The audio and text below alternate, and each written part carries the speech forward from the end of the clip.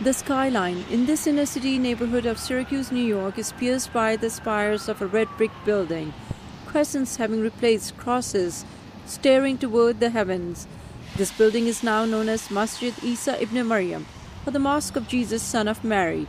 Until 4 years ago, it was called the Holy Trinity Church. Walk inside, and a verse from the Quran engraved in wood reads, "Allah will forgive everyone, regardless of their sins." I always say that these walls were waiting to hear the Quran for 100 years, and that's kind of the sense I had right from the very beginning. Yusuf Soul has been a part of this church-to-mosque journey from the beginning. He admits it was not easy to hear Islam's call to prayer, the Adhan, echo in a church. There are some people who were very angry and upset. People who I never saw before were angry at me personally, because people put me a little bit in front, being an American. Built in the early 20th century, Holy Trinity served a growing population of German and Italian immigrants. Many were baptized, married, and buried there. But changing demographics doomed Holy Trinity. Parishioners moved from the city to the suburbs, replaced by a new wave of immigrants and refugees, many of whom were Muslim. We broke bread with many different groups, and eventually they were at peace and at ease with the idea of this becoming a mosque. In 2010, the Roman Catholic Diocese of Syracuse closed the church as part of a regional reconfiguration. Although others were willing to pay 3 times the price to turn the church into a bar, it was sold to a Muslim group for much less money, so God could still be worshipped in a house of God.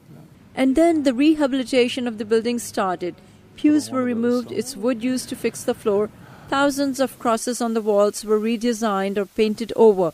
The crosses on the spires were replaced and saved as precious reminders of the building's past. We still need to raise some funds and replace those lights, because it is a bit dark in here. This mosque is different than others in the area because there is not a separate room or wall separating men and women.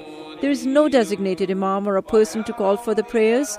The idea is the mosque belongs to everyone, and anyone can call for or lead the prayer. Even 14-year-old Sajjad Samir from Afghanistan. I always practice with myself, and people in the mosque encouraged me to give azan. And I started giving azan for like a few days. Refugees from several countries live near this mosque, but it serves a community beyond just the Muslims. So they really do see themselves as serving the entire neighborhood, from a food pantry open to all, to picnics and summer events and other things. So they really are wonderful community partners who want to serve the entire community, not just the members, the Muslim community locally. Yusuf Soul says, do not believe everything you see in the media, because contrary to some perceptions, America has an incredible amount of welcoming people who embrace diversity and love people for who they are.